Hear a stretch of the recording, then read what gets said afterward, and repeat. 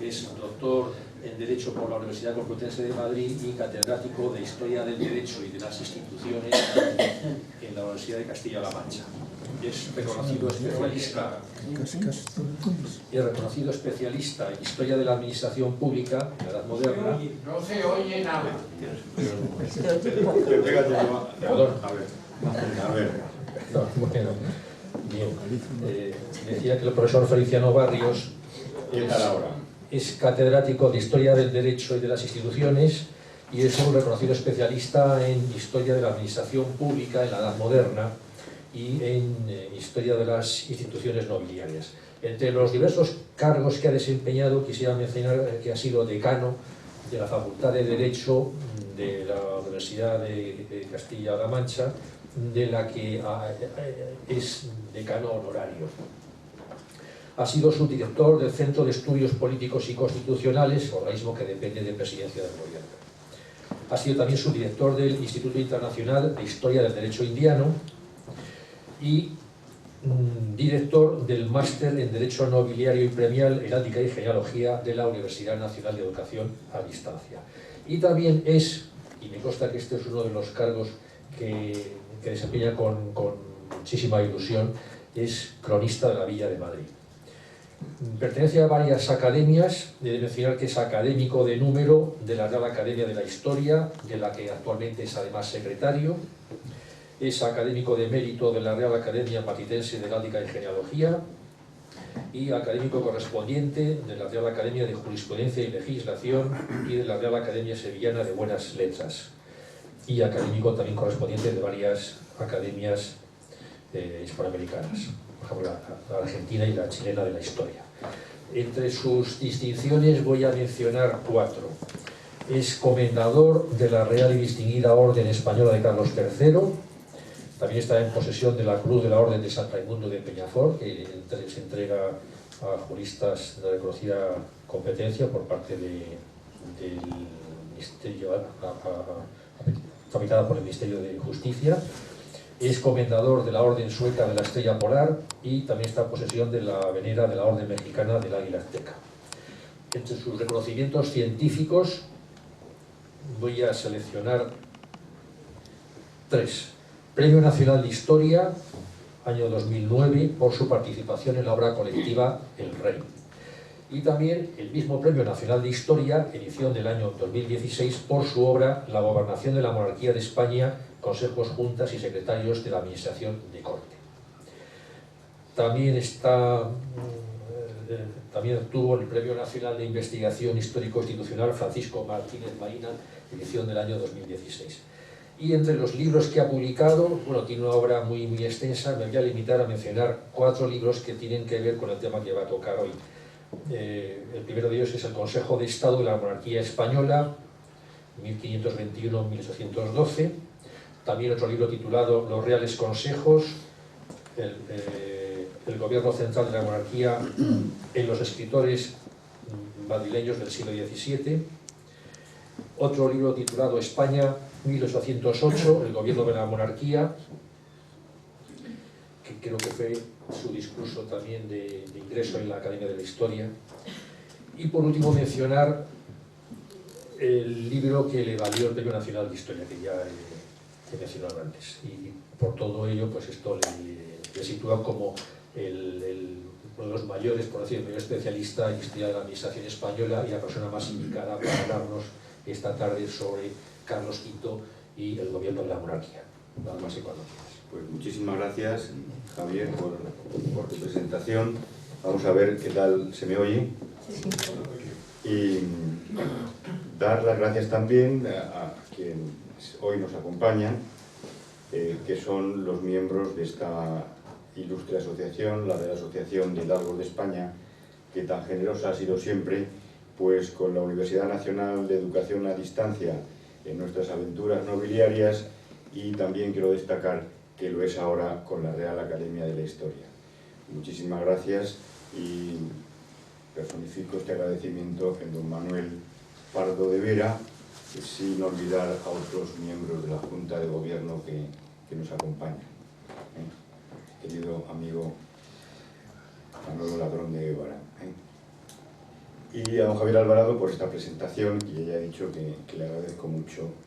Y voy a hablar a ustedes sobre un tema no tan divertido como el que ha tenido a su cargo don Jaime Salazar, que además pues, ha demostrado su magisterio en estos temas, ¿no? A don Jaime Salazar, siempre que se le escucha, se aprende, cosa que no sucede siempre, ¿no? Y yo también esta tarde pues, he aprendido mucho con su intervención. El tema que se me ha propuesto desarrollar, que es Carlos V y el gobierno de la monarquía, es de tanta importancia como desconocido por el gran público y, lo que es peor, por muchos que lo debieran conocer. El gobierno de la monarquía de España, caracterizado en sus líneas fundamentales bajo Carlos I, quinto emperador de este nombre en el Sacro Imperio Romano Germánico, es una cuestión de la mayor importancia política, puesto que todavía hoy algunos de los problemas que nos atañen proceden del desconocimiento de la estructura de la monarquía, de los Austrias y de las transformaciones que se operaron con la monarquía de los Borbones, en la época ya borbónica. Pero es que es un desconocimiento general que es muy fácil de experimentar. Los periodistas lo desconocen por completo. Hay un señor por las mañanas que yo escucho de vez en cuando y que es gracioso, el señor Jiménez Los Santos, que se empeña en repetir constantemente que el Condado de Barcelona, cuando no dice el Principado de Cataluña, formaba parte del Reino de Aragón. Bueno, el Condado de Barcelona y el Principado de Cataluña nunca formaron parte del Reino de Aragón, formaban parte de la Corona de Aragón. Entonces no distingue entre Reino de Aragón y Corona de Aragón. Si uno va y pone la televisión y ve un programa de mucho éxito que se llama Madrileños por el Mundo, pues se encontrarán ustedes que la periodista dice, cuando se visita Sicilia, dice cuando Sicilia era española, cuando Sicilia pertenecía a España. Sicilia ni era española ni pertenecía a España. Sicilia era un reino de la monarquía. Lo que pasaba que la misma persona era rey de Castilla y rey de Sicilia. Lo mismo sucede cuando visitan Bruselas, y así sucesivamente. Los libros de alta divulgación también pues, están llenos de generalidades erróneas. Los libros de bachillerato, bueno, pues ahí ya los libros de bachillerato, primeramente, son textos confusos, cuando no sectarios, y entonces hablan de realidades absolutamente inexistentes en el pasado. ¿Y qué sucede? Pues que falta conocimiento sobre la estructura política de la monarquía. En los mapas que nosotros vemos en distintas publicaciones, pues no se dan muchos detalles, porque los dominios del emperador se suelen colorear de un color uniforme, cuando se debieran utilizar muchos colores. Lo mismo sucede cuando se habla de la monarquía de Felipe II. En fin, que nosotros, o yo esta tarde, voy a tratar de poner un poco de, digamos, de orden en el asunto, significándoles a ustedes algunos aspectos relativos al gobierno de la monarquía, que no es otra cosa que referirme a la propia o a su propia estructura. Primeramente hay que diferenciar los territorios y debemos seguir en esta diferenciación lo que podemos llamar la técnica del entomólogo. Un entomólogo, cuando ve un insecto, coge su lupa y lo describe con todo detalle. Pues nosotros debemos hacer lo mismo con cada territorio de la monarquía, porque las características político-administrativas de cada uno de ellos son significativamente diferentes del territorio de al lado o no. Cuando nos refiramos a la Corona de Aragón, esta diferenciación será enormemente efectiva. Cuando nos refiramos a los territorios de la Corona de Castilla, esta diferenciación desaparece. ¿Por qué? Porque si yo meto la pluma en los territorios de la Corona de Castilla, me encuentro con una cáscara vacía, porque los reinos de la Corona de Castilla responden a un rey y a una ley, y son meros nombres, carentes de realidades institucionales diferenciadas, no lo que sucede en la Corona de Aragón o en otros territorios de la monarquía. Así pues, al responder a la pregunta ¿qué fue la monarquía de España?, sabremos de sus orígenes, consolidación y desarrollo, y daremos respuesta a cuestiones fundamentales que, como he dicho, aún afectan a nuestro presente. Para empezar, nos encontramos con que el nombre de monarquía de España carece de apoyatura legal alguna. Es más, careció de uso oficial reconocido, aunque sí lo tuviera uso literario, y frecuente también tuviera un uso operativo. Lo mismo sucede con los términos monarquía española, monarquía hispánica o monarquía hispana. Tampoco el término monarquía católica y por ende rey católico y majestad católica, utilizado eso sí en documentos oficiales, principalmente de carácter diplomático y cancilleresco, es a mi parecer correcto, pues el dictado de católico solo es predicable respecto del monarca como titular de algunos de los reinos y estados de la monarquía, pero no de todos, a tenor de lo dispuesto, tanto en la bula de concesión papal a los reyes católicos como en la que lo hace perpetuo. La estructura administrativa de la monarquía, consolidada bajo el emperador, es el precipitado lógico de las condiciones de su propia formación. En 1469 se casan Isabel de Castilla y Fernando de Aragón. Isabel sería reina en 1474 y Fernando más tarde en 1479. Pero estamos ante una unión personal, y esta unión personal es lo que va a dar cuenta o va a dar lugar a que sus sucesores encabecen una monarquía plural, una monarquía compuesta, una monarquía de agregación. Estos son los tres nombres a los que más utilizados modernamente. A mí me gusta más el de monarquía plural. El de monarquía compuesta pues le gusta mucho a Sir John Eliot, y eso ha supuesto que gran parte de la doctrina de los hispanistas británicos la utilicen, y también algunos profesores españoles como el profesor Gil Puyol. Y luego monarquía de agregación, que es el término que más le gusta a un querido compañero nuestro, el profesor Luis Ribot. De cualquier manera, los tres términos significan lo mismo. La esencia de la monarquía, que es su pluralidad, se encuentra en el título grande del monarca, cargado de significado político-jurídico. De manera que cada dictado deberá ser caracterizado desde el punto de vista institucional con la precisión de un entomólogo, como os he dicho antes, al describir el ejemplar que tiene bajo la lente de aumento.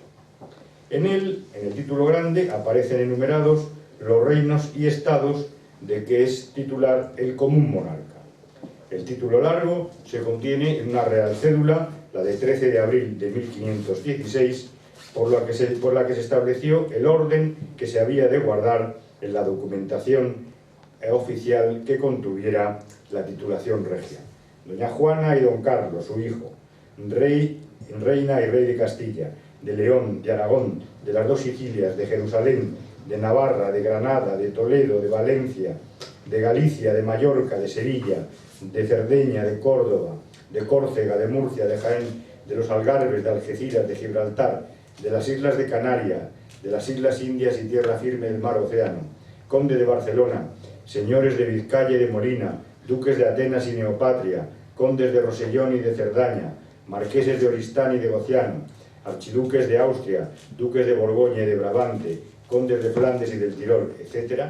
Esta larga relación, aunque sea la utilizada por la Cancillería Regia, no contiene aún todos los dictados que corresponden al común monarca. Así no aparecen completos o completas las 17 provincias de los Países Bajos, que sí nos ha descrito don Jaime Salazar con toda exactitud. Pero en esta larga titulación convergen las 4 herencias territoriales que recibió Carlos V. El Ducado de Milán, unido a los dominios carolinos tras la batalla de Pavía, lo hará ya de forma permanente a la monarquía de España con Felipe II tras las abdicaciones de Bruselas.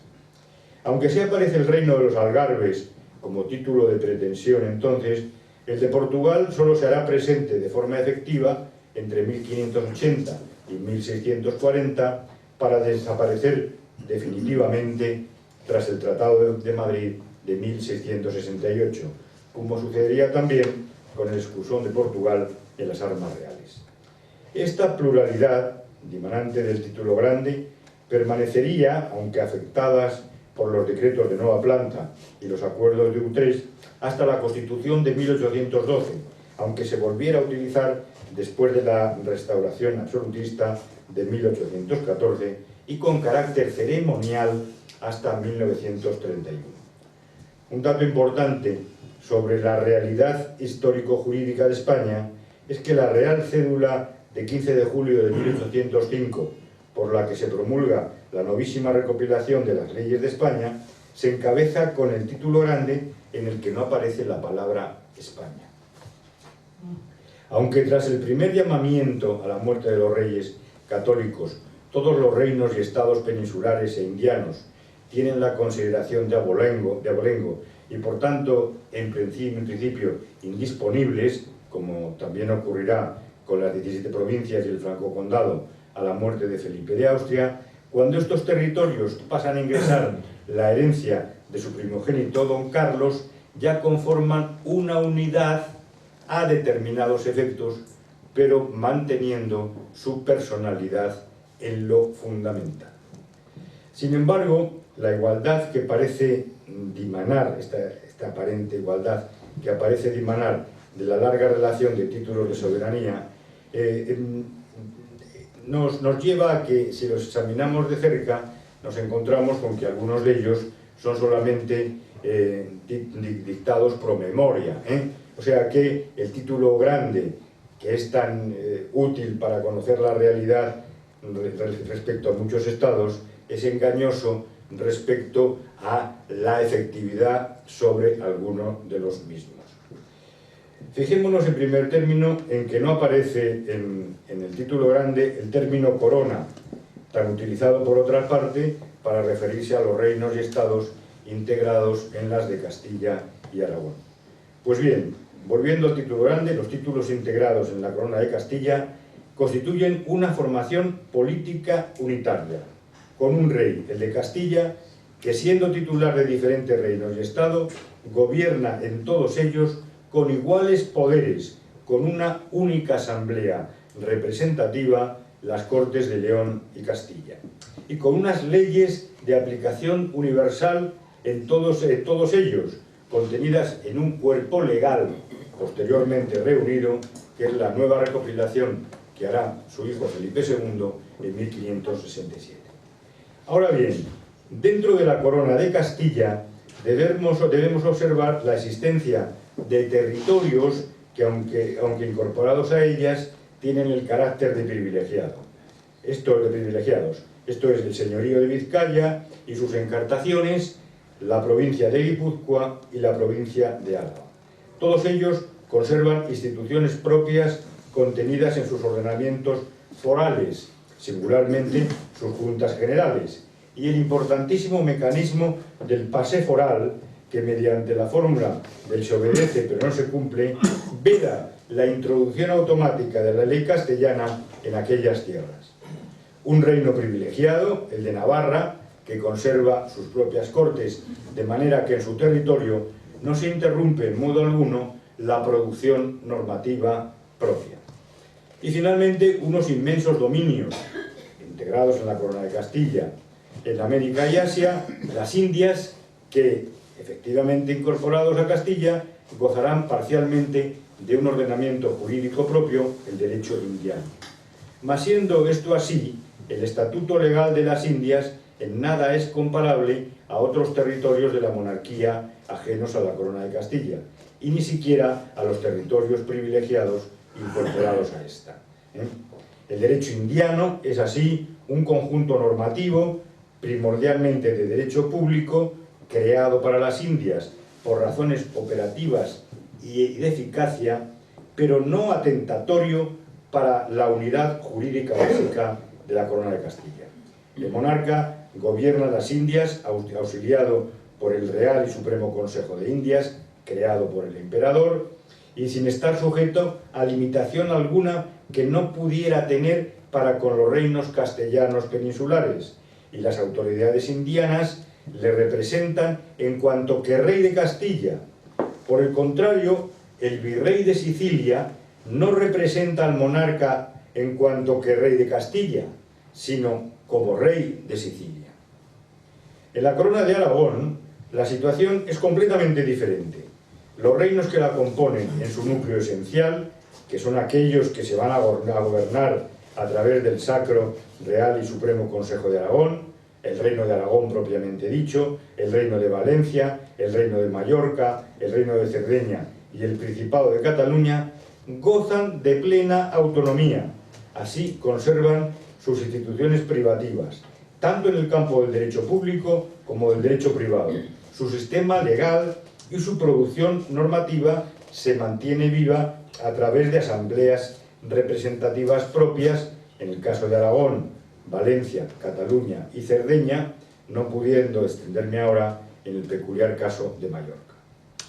La existencia de unas llamadas Cortes Generales de la Corona de Aragón hace referencia al funcionamiento conjunto de las Cortes de Aragón, Valencia y Cataluña, que reunidas simultáneamente por razones meramente operativas pudieran tratar de temas de interés conjunto a la corona. Lo que le sucedía al rey de Aragón es que en lugar de ir a Barcelona, a Valencia y a Zaragoza o a distintas ciudades de estos territorios, pues le era mucho más cómodo reunir a las Cortes valencianas, aragonesas y catalanas en Monzón, que era un lugar muy operativo desde el punto de vista del transporte y la llegada del monarca. Esta diversidad se mantiene en la corte, donde el Consejo de Aragón acoge la presencia de regentes diferenciados para cada uno de los 3 territorios presentes en el sínodo de esta corona, arrogándose de forma predeterminada los regentes de uno de ellos la representación de mallorquines y sardos.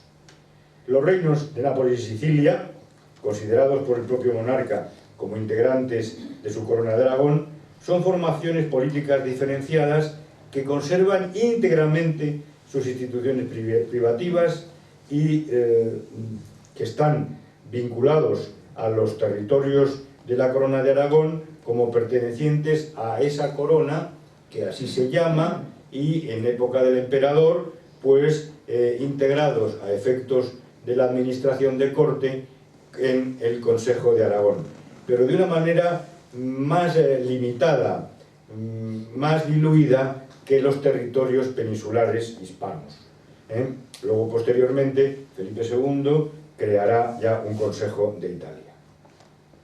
El Ducado de Milán, que terminaría integrándose en la masa hereditaria filipina tras las abdicaciones de Bruselas, gozaría de similar estatuto, gobernándose a través del Consejo de Aragón, corona con la que no tuvo vinculación histórica alguna hasta la creación del Consejo de Italia. Igual sucede con las 17 provincias, luego reducidas a las 10, que permanecerían bajo la obediencia del rey católico, el Franco Condado y el Condado de Charolais, dominio tradicional de los herederos del Ducado de Borgoña, y que permanecerán en la monarquía tras la reversión efectiva a Francia del Ducado de Borgoña, aunque el título lo retuvieran los austrias madrileños.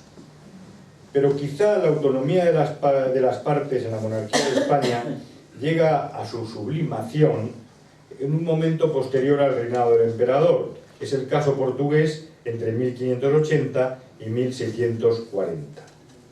Los acuerdos que consagran la incorporación a la monarquía así lo manifiestan. El ordenamiento legal portugués se mantendrá íntegro, preservado y aumentado por las Cortes del Reino, que también se conservan plenamente vigentes. Los dominios lusos de ultramar se administraban a través de un Consejo de Indias distinto del castellano y radicado en Lisboa. Incluso la estructura de defensa gozaba de autonomía, aunque ésta se viera inevitablemente afectada por las directrices emanadas de los consejos de Estado y Guerra madrileños. La previsión de que el virrey fuera un miembro de la Real Familia o la colegiación por portugueses de la función virreinal lo muestran de manera más señera. Estas diferencias esenciales en la consideración jurídica de los reinos proceden de la forma en que se produce su integración en la monarquía, sin que sea definitorio en modo alguno el que fuera por conquista. El gran jurista don Juan de Solórzano Pereira, en uno de sus escritos, que yo he estudiado en detalle, el memorial y discurso de las razones que se ofrecen para que el Real y Supremo Consejo de las Indias deba proceder en todos los actos públicos al que llaman de Flandes, nos dice: cuando unos reinos y estados se juntan con otros, no por vía de accesión, sino eque principaliter, como aquí se dice, juzganse por distintos y cada uno conserva sus leyes, fueros y privilegios. Mientras que los reinos o provincias que accesoriamente se unen o incorporan con otros, se tienen y juzgan por una misma cosa y se gobiernan por las mismas leyes y gozan de los mismos privilegios que el reino al que se agregan. Entonces aquí nos encontramos con esa estructura que en tiempos del emperador se nos va a conformar ya para ser heredada por Felipe II y por los monarcas de la Casa de Austria durante el siglo XVII. Unos están unidos en eque principaliter y conservan todas sus instituciones, otros están unidos accesoriamente y entonces se integran en una masa unificada de esas formaciones políticas desde el punto de vista jurídico-administrativo. Solórzano, por otra parte, les diría que perdería el pleito del besamanos, pero la claridad de las palabras de su alegato pues son incuestionables. Así, Navarra se considerará unida a Castilla eque principaliter al incluir los navarros en la jura de 1516, una cláusula por la cual el reino queda por sí y según hasta aquí ha sido usado y acostumbrado. Bueno, esto, que fue absolutamente respetado por el emperador y por sus sucesores, convirtió a los navarros en los más privilegiados súbditos de la majestad católica y cesárea, porque tenían todas las ventajas de ser castellanos, podían ocupar cargos de gobierno en Indias, podían ocupar cargos en la corte y en la administración y gobierno de los ejércitos reales, y sin embargo luego tenían la ventaja de estar en un territorio que tenía su propia administración, su propio régimen financiero, sus propias cortes. O sea, que de la incorporación de los navarros, de su incorporación a Castilla, no se pueden quejar, y si se quejan es un ejercicio de cinismo verdaderamente incomparable, lo cual se puede decir también lo mismo de los vascos. Pero sin embargo, de esta manera, los reinos de Galicia, Toledo, Jaén, Córdoba, Sevilla, Murcia, Canarias y las Indias estarían unidas accesoriamente a los reinos primigenios de Castilla y León, y entonces todo es lo mismo. Mientras que Aragón, Cataluña, Mallorca, Sicilia, Cerdeña, Nápoles, Milán, Portugal y sus dominios ultramarinos y las 17 provincias de los Países Bajos, el Franco Condado y el Condado del Charolais lo serían eque principaliter y cada uno llevaría una vida independiente. Esta diversidad jurídica tendrá como precipitado lógico la existencia de una estructura administrativa plural que funciona en líneas paralelas y en principio estancas, sin que pueda establecerse en absoluto una jerarquía administrativa de carácter piramidal. Por ende, y esto es importantísimo, no podemos hablar de la existencia de una administración central de la monarquía. Esto no existió, porque la propia estructura de la monarquía, lo impedía. Había lo que yo he denominado una administración de corte, que es distinto. O sea, órganos de los reinos, pero que están diputados, que permanecen inmediatos a la persona del monarca. Solo la política exterior y la de defensa, con el aparato administrativo que conllevan, eran comunes a todos los territorios. y luego también la presencia de la Inquisición. Pero la Inquisición no estaba en todos los territorios. Por ejemplo, no había Inquisición en Milán, no había Inquisición en Nápoles, no había Inquisición en los Países Bajos. La Inquisición portuguesa, durante la época en que permanece unida a la monarquía, tenía su propia administración. Y en los demás territorios de la monarquía sí había Inquisición. Y eso también era un mecanismo importante de control social y vinculado a la administración de corte de la monarquía a través del Consejo de Indias. Así, abstracción hecha de la administración de corte, sobre la que luego volveremos, en las distintas administraciones periféricas nos encontramos en primer lugar un nivel gubernativo regnícola, que es inmediato al virrey, gobernador general o capitán general y presidente de la Real Audiencia, según el territorio. Un segundo nivel que podríamos identificar con la administración territorial interna o provincial, y un tercer nivel que era la administración local, a lo cual debemos sumar los órganos propios de la administración de justicia. Todo ello se debe contemplar siempre a la luz de las características propias de cada territorio. La administración de corte, a la que ya me he referido, estaría constituida, sin embargo, por instituciones de gobierno inmediatas al común monarca y que suponen, en el caso de algunos consejos, el vértice de las pirámides administrativas respectivas. Esta administración de corte se asienta sobre una triple base de consejos, juntas y secretarios, siendo esencial el papel de los primeros, el papel de los consejos, y su propia división resulta enormemente esclarecedora para comprender la constitución interna de la monarquía. Pues bien, toda esta estructura conciliar es obra del emperador sobre la base de lo que ha heredado de la época de los Reyes Católicos. Pero lo que en época de los Reyes Católicos era un mero apunte, en la época del emperador se va a configurar ya como una pintura detallada, en que podemos ya observar las instituciones, si no en toda su plenitud numérica, porque Felipe II va a añadir algunos consejos, sí las podemos ya observar en su plenitud funcional. Así nos encontramos primero, olvidémonos de las juntas y de los secretarios, con los consejos reales y supremos. Primero están los consejos de presidencia regia, que tienen competencia sobre toda la monarquía en las materias que pertenecen a su respectivo instituto. Estos son los consejos de Estado y Guerra. Y el campo de acción de ambos organismos se extendía a materias en las que la monarquía de España actuaba de cara al exterior como un cuerpo político unitario, que era la política internacional y la política de defensa. Y además el Consejo de Estado entendía en las cuestiones relativas a la Real Familia. Los consejos de competencia territorial, que serían los segundos, se extendían a un conjunto de estados o a un determinado territorio. Serían Castilla, la Cámara de Castilla, Aragón, Italia, luego Portugal, Flandes y Borgoña, Indias y la efímera Cámara de Indias.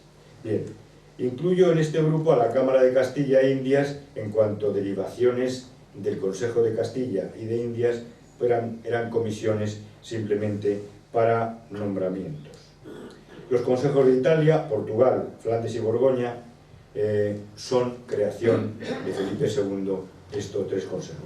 Pero todos los anteriores ya son herencia del emperador.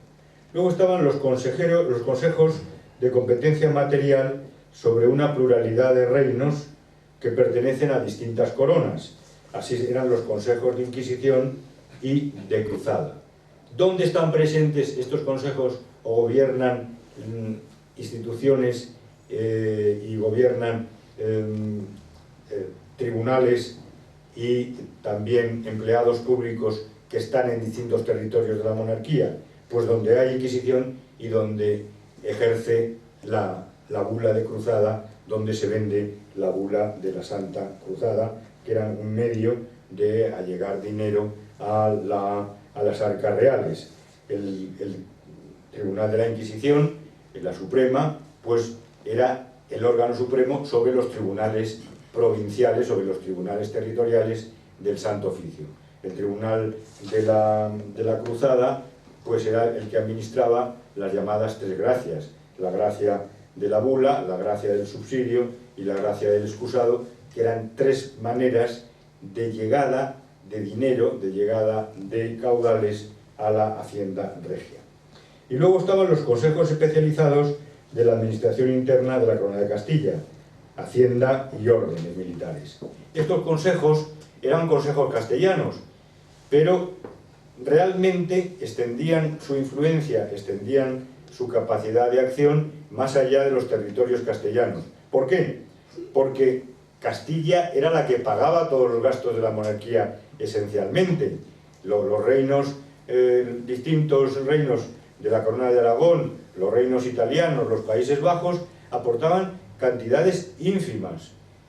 Nápoles algo más, Milán poquísimo, los Países Bajos poquísimo. Entonces era la hacienda castellana la que subvenía a todos los gastos.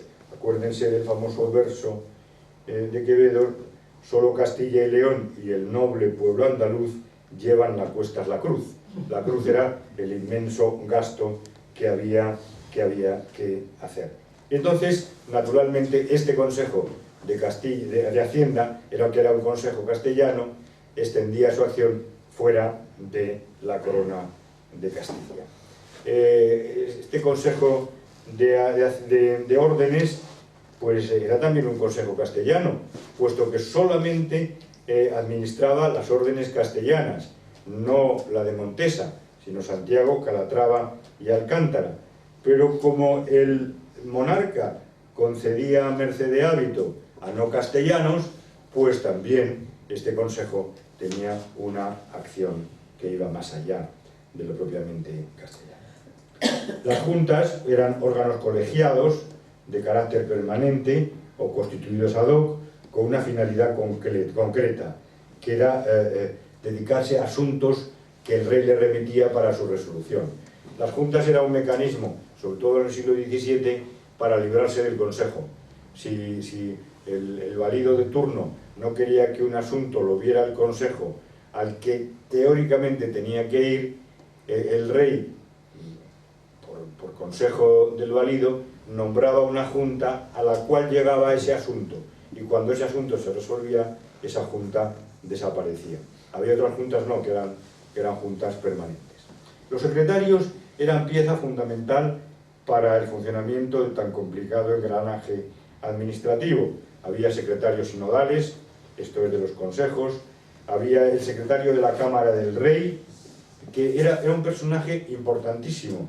Era un cargo enormemente codiciado, porque era una de las maneras más claras de hacerse riquísimo, casi mejor que un virreinato.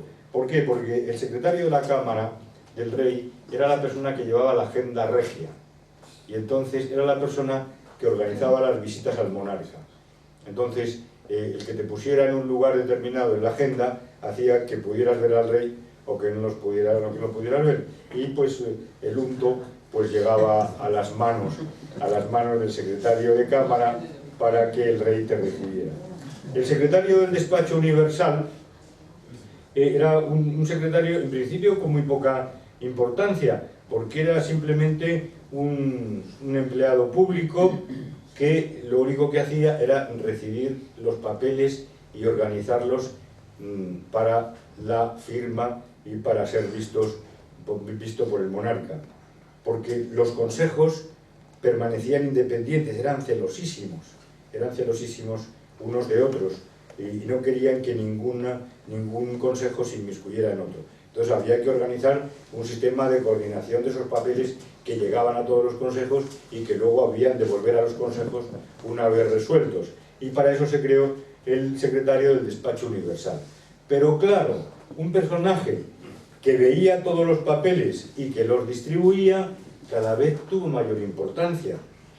Tal es la importancia que tiene que es este secretario del Despacho Universal, el origen de los secretarios de Estado que van a surgir en el siglo XVIII, origen del régimen ministerial. O sea que este personaje tendría una importancia tremenda.